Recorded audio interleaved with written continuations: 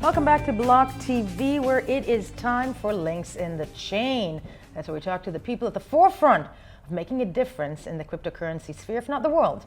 And to John Powers, former head of Stanford's $25 billion endowment fund, who just launched his new project, Fin Dora. What is Findora? It launched on July 11th.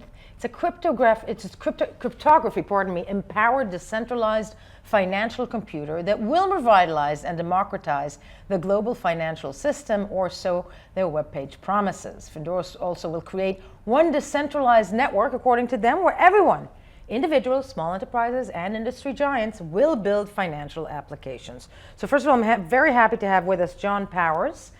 Speaking to us today from San Francisco in the United States. He's the Findora Chief Strategy Officer. John, hello to you. Good morning, thank you. Thank you for being with us. First of all, former head of Stanford's endowment fund, how did you reach or end up or get into cryptography / blockchain / our sphere? Well, it really, for me, represents two things. One, the marriage of my interest in financial services, stemming from my time at Stanford, of course.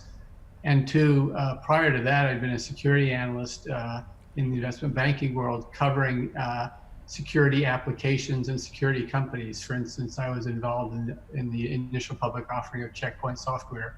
So cryptocurrency, cryptography, and blockchain in particular really represent the merging of two longtime interests. Break down for me what Findora is and what it aims to do. So Findora, simply put, is an open platform, publicly available, on which any entity or person can mount a financial services application. And the emphasis here is on putting control and power in the hands of the end user, as you suggested earlier, whether that's an individual, a small business, or a large enterprise. Right.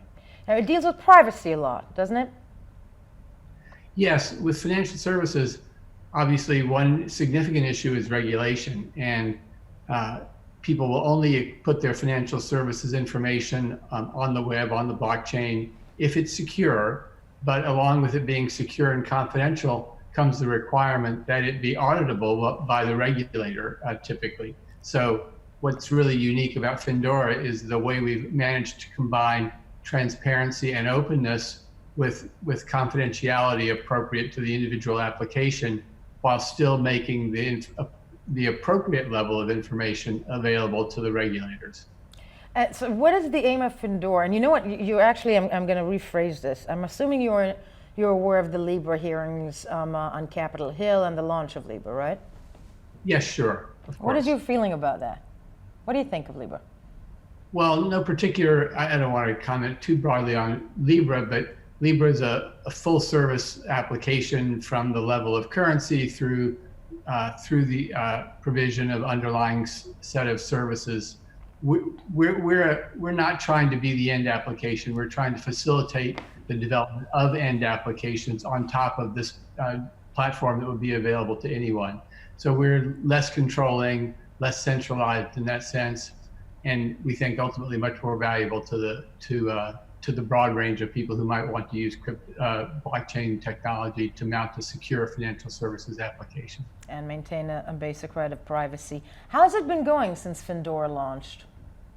Great. We've assembled a fantastic team of cryptographers, largely from Stanford, which has excellent domain knowledge in that area.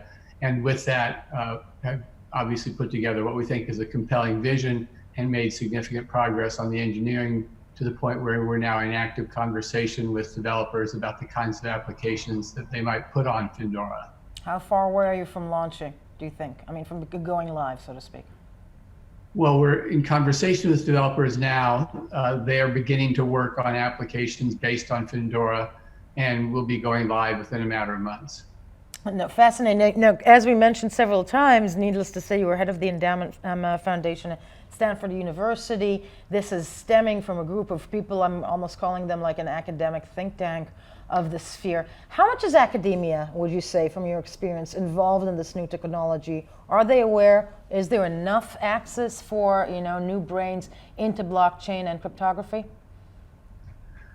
So that's a good general question. I'd certainly say that there are a few universities around the world that have really strong domain knowledge in cryptography and blockchain, and we're lucky enough to be domiciled adjacent to one of the premier, Stanford. And it's certainly drawing a lot of attention and interest in the academic community as cryptographers begin to look for practical applications for their technology. No, entirely so, and I think very apt in these times when, clearly, would you say that financial regimes, the so-called financial infrastructure around the world is changing? Well, it's changing dramatically. The sort of castles of knowledge, which were the databases of the large financial institutions, are being undermined daily by the proliferation of applications like peer-to-peer lending, which don't invoke or involve any major financial institutions. So the democratization of financial applications is underway, absolutely. And we believe that we're a key component of really allowing that to flower and flourish. And financial democracy, so to speak, and I'm quoting you, your team includes Ben Fish, inventor of Filecoin, proof of storage mining, Benedict Bunce, inventor of bulletproofs, and Professor Dan Bono. He's the head of Stanford's cryptography and respected industry guru. You guys are really the top notch, I would say, in that respect. What made you all come together? And well, really, Findora? it's hi there. Can you hear me? Yes, yes. Yeah, it's really this common vision that we all share that it's vitally important for the proliferation of financial services on the web to have this new internet for financial applications that really creates a common language by which developers can create secure, transparent, high performance applications. And we think that common vision is something that's very exciting to us all. Amen to that. As we said, a group of very smart people, to put it simply, out of Stanford. This was John Powers, Findora's Chief Strategy Officer, just launched, going live in a few months. I want to thank you for joining us on BLOCKTV today. We'll be right back.